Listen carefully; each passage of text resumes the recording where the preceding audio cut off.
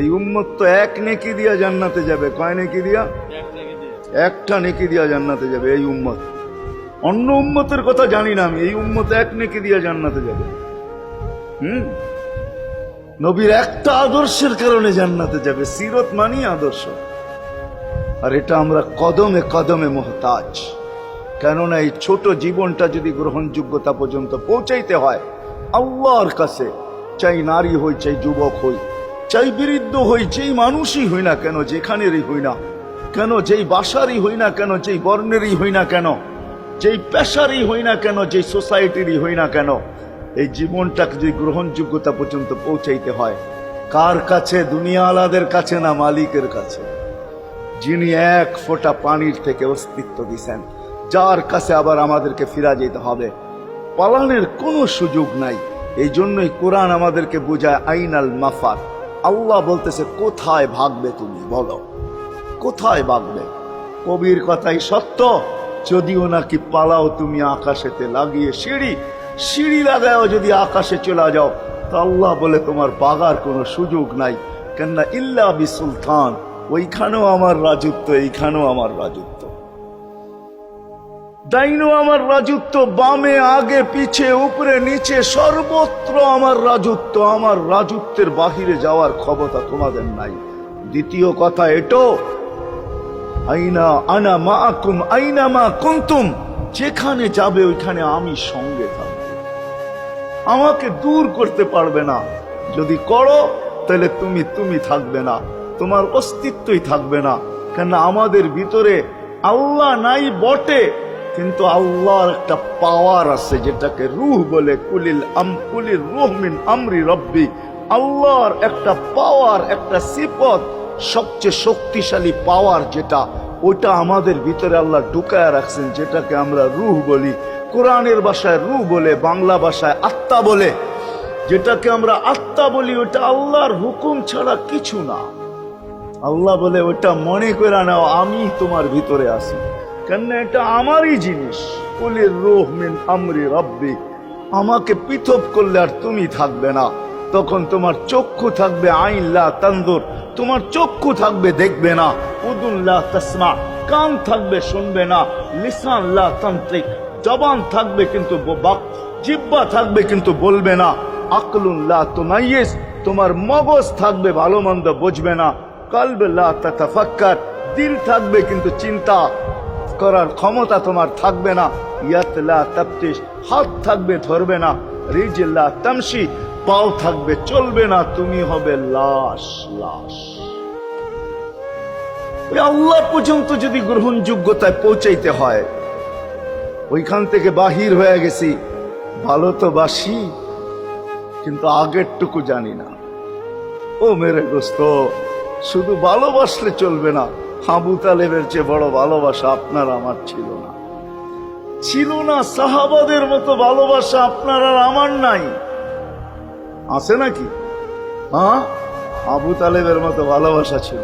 চলেন শর্ট করি। আবু তালেবকে নিজের হাতে আল্লাহ রসুল কবরে রাখছেন।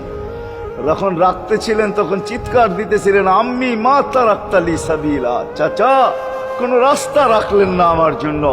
বলছিলাম কলেমা পড়েন, পড়লেন না। বলছিলাম ঠোঁটটা হেলান, হেলাইলেন না। বলছিলাম চুপ থাকেন, তাও থাকলেন না। সর্বশেষ একটা চিৎকার দিলেন, আলা মিল্লাতি আব্দুল মুত্তালিব, আব্দুল মুত্তালিবের ধর্মের উপরে চলে যেতেছি। এই কথা বইলা দুনিয়ার থেকে বিদায় নিলেন। চুপও যদি থাকতেন তো আমার জন্য কোনো সুযোগ হইতো। চাচা, ও চাচা, আমার জন্য কোনো রাস্তা রাখলেন না। ভালোবাসা কাজে দিবে না।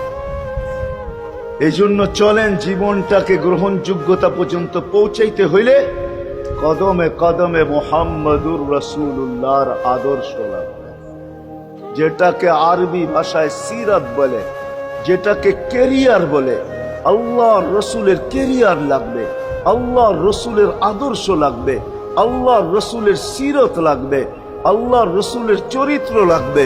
এই জন্যই আল্লাহ কোরআনে বলছেন, লাকাদ কানা লাকুম ফি রাসূলিল্লাহি উসওয়াতুন হাসানা। তোমরা লিমান কানা ইয়ারজুল্লাহ, তোমরা যদি আমাকে পাইতে চাও তাহলে আমার আদর্শ সহজ করছেন, কঠিন করেন নাই। আল্লাহ কঠিন করতে পারতেন, আল্লাহ সহজ করছেন। কেননা আসলে উদ্দেশ্য ছিল আল্লাহকেই মানা, আল্লাহকে মানা উদ্দেশ্য ছিল। কিন্তু আল্লাহকে চোখে দেখা যায় না, মানবে তো মানবে কি করে? আল্লাহর কথা শোনা যায় না, তো আল্লাহকে মানবে তো মানবে কি করে? আল্লাহকে তো দেখা যায় না, আল্লাহকে তো আল্লাহর কথা শোনা যায় না, আল্লাহকে ধ্যান ধারণায় আনা যায় না, কোন ধ্যান ধারণার ভিতরে আনা যায় না যে আল্লাহর আকৃতি এরকম। আল্লাহকে ধ্যান ধারণায় আনা যায় না, বর্ণনা দিয়া শেষ করা যায় না। আল্লাহর বর্ণনা দিয়া কেউ শেষ করতে পারবে না। কোরআন বড় কিছু আমাদেরকে বুঝাইছেন, অনেক বুঝাইছেন যে আল্লাহর বর্ণনা দিয়া শেষ করা যাবে না। আল্লাহ শুধু আল্লাহ না, 99 নাম দেখলেই বোঝা যায় যে আল্লাহকে। আল্লাহ শুধু আল্লাহ না, আল্লাহ 99টা পদের অধিকারী। বিদায় আল্লাহ ধরা ছোঁয়ার বাহিরে আল্লাহ মানুষ প্রশ্ন করতে পারে, আপনাকে মানবো তো মানবো কি করে, পাবো তো পাবো কি করে? তো আল্লাহ আসান করছেন যে আমার নবীর আদর্শের ভিতরে আমি লুকায়িত আছি। ফুলের ভিতরে যেরকম ঘেরান লুকায়িত থাকে, আমার নবীর আদর্শের ভিতরে আমি লুকায়িত। নবীর আদর্শ মানতে থাকবে, আমাকে পাইতে থাকবে। এই জন্যই রাসূলুল্লাহর আদর্শ দরকার, সিরাত দরকার, কেরিয়ার দরকার। আর কেন আপনি আদর্শ মানবেন না? জীবনটাই তো আপনার জন্য আমার জন্য ছিল, ঠিক না? চোখের পানি ছিল তো আপনার জন্য, চিৎকার ছিল তো আপনার জন্য, রাত ছিল তো আপনার আমার জন্য, দিন ছিল তো আপনার আমার জন্য। দুনিয়ার কোনো মুহূর্ত নাই যেখানে যে আপনাকে আমাকে ভুলে গেছেন, এমন কোনো মুহূর্ত নাই। আরশে যাইও আপনাকে আমাকে ভুলেন নাই। যখন আরশে গেছে আমার বিবেক বলে ওইখানে হারায়া যাওয়া দরকার ছিল। মুসা আলাইহিস সালামকে আল্লাহ আরশ থেকে নিজেকে দেখানোর জন্য তাজাল্লি দিছেন। শুধু তাজাল্লি, আকৃতি না, তাজাল্লি দিছেন। 40 দিন বেহুশ ছিলেন, 40 দিন, 40 দিন। অথচ বন্ধু দুইজনে পাশাপাশি বসা, কাবা কাউসাইনি আও আদনা ফাদানা ফাতাদাল্লা ফাআওহা ইলা আবদিহি মা আওহা, পাশাপাশি বসা আছেন। তীর ধনুক থাকলে আপনাদেরকে আমি দেখাইতে পারতাম কতটুকু কাছে হয়েছিল। এরকম কাছে হারায় যাওয়া দরকার ছিল। আল্লাহ যখন জিজ্ঞাসা করছেন কি চাইতে আসছেন, আসআলুকা উম্মতি, এইখানে উম্মত চাবো না তো আর চাবো কি? এই সুযোগ পাবো আর পাবো কখন? এই টেবিলে উম্মত না উঠলে উঠবে কোথায়? এরকম কাছে হব তো হব কখন? এত কাছে পাবো তো পাবো কখন? এত কাছে হব তো হব কখন? এরকম পরিবেশ হবে তো হবে কখন? আপনি এরকম খুশি আবার হবেন তো হবেন কখন? আপনি আমাকে ডাইকা নিয়ে আসছেন, মেহমান বানায়া, আপনি মেজবান। উম্মত চাই। আল্লাহ জিজ্ঞাসা করছে এইখানে উম্মত? তো যুক্তি দিতেছে আনতা রব্বুল করিম আনান নবিয়্যুর রহিম কাইফা তুদাইয়ু হাদিল উম্মাহ বাইনাল কারীমি ওয়ার রহিম। শুরুতে আপনি, শেষে আমি। শুরুতে আপনি রব্বে করিম, শেষে আমি নবী রহিম। দুইয়ের মাঝে উম্মত জাহান্নামে চলে যাবে। আমি আমার মনকে বুঝাইতে পারবো না, আমি উম্মত চাই। আল্লাহ সান্ত্বনা দিতেছেন, কাসসামতুল কিয়ামাতা কিসমাইন, কিয়ামতকে 2 ভাগে ভাগ করছি। আমি জানি আপনি একাই চিৎকার দিবেন কিয়ামতের মাঠে উম্মতি উম্মতি বইলা, আর কেউ উম্মতকে স্মরণ করবে না। নবীরা তো মাকেও স্মরণ করবে না, বোনকেও স্মরণ করবে না, সবাই নাফসি নাফসি বলবে। আপনি উম্মতি বইলা চিৎকার দিবেন। বিদায় কিয়ামত আপনার আর আমার মাঝে ভাগ, আর কারো মাঝে না। সালতো তা সাফি তো সাফা, ওই দিন আপনি চাইতে থাকবেন, আমি দিতে থাকবো। আপনি সুপারিশ করবেন, আমি মঞ্জুর করতে থাকবো। লা ইউখজিকা ফি উম্মতিক, আপনার উম্মতের ব্যাপারে আপনাকে আমি লজ্জিত করব না। কোরআন আসছে আল্লাহর রাসূলের কাছে, অদ্দুহা ওয়াল লাইলি ইযা সাজা মা ওয়াদ্দাআকা রাব্বুকা ওয়া মা ক্বালা। এই সূরার ভিতরেই আছে সাউফা ইউতিকা রাব্বুকা ফাতারদা, আপনাকে আমি রাজি করে ছাড়বো। কোরআন যখন নাজিল হইতেন তো কি অবস্থা হইতো উলামারা জানে। আল্লাহ রসুল ঘামতে থাকতেন, এতটুকু কষ্ট হইতো। কখনো কখনো বলতেন কাদার রু আইয়া খরুজ, মনে হয় আমার রুটা বাহির হয়ে চলে যাবে। ওই কষ্টের ভিতরে জিবরিল যখন সাউফা ইউতিকা রাব্বুকা ফাতারদা পড়তেছিল, ওইখানেই থামায়া দিছে, জিবরিল থামো। বলছে কেন? সূরা এখনো শেষ হয় নাই।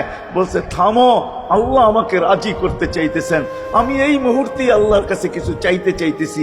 বলছে তোমাকে সাক্ষী রেখা। বলছে কি চাবে? তো চিৎকার দিয়া বলতেছে ইলাহি লান আরদা, ইলাহি লান আরদা, হাত্তা ইয়াকুনা ওয়াহিদ মিন উম্মতি ফিন নার। ও মাবুদ, ও ইলাহি, ও আল্লাহ, এক উম্মত জাহান্নামে থাকা পর্যন্ত আপনার উপরে রাজি হব। আল্লাহ, এক উম্মত থাকা পর্যন্ত রাজি হব না। যে আরশে যায় বলে নাই, কিয়ামতের মাঠেও বলবে না। উম্মতি চিৎকার দিবে, হাসান হোসাইন দিবে না। হাসান হোসাইন কলিজার টুকরা ছিল, কোন একদিনের কাহিনী। হাসান হোসাইন জিজ্ঞাসা করছে, নানা যান আপনি উত্তম না আমরা উত্তম? আল্লাহ রসুল সাদা সিধা জবাব দিছে, আমি উত্তম, আমি সাইয়্যিদুল আউয়ালিন ওয়াল আখিরিন, আনা সাইয়্যিদা উলদি আদম, লিওয়াউল হামদি বিয়াদি ইয়াউমাল কিয়ামা। হায় হায়, আল্লাহর জান্ডা কিয়ামতের দিন আমাদের নবীজির হাতে থাকবে। মাধবদের মানুষ বোঝেন আমি যেটা বুঝাইতে চাইতেছি। ওই হাসান হুসাইনের খবর নিবেন না, নিবে উম্মতের খবর। জিজ্ঞাসা করছে, নানা যান আপনি উত্তম না আমরা? আল্লাহ রসুল বলছে, আমি উম্মত। দুইজনে হাসতে হাসতে কুটা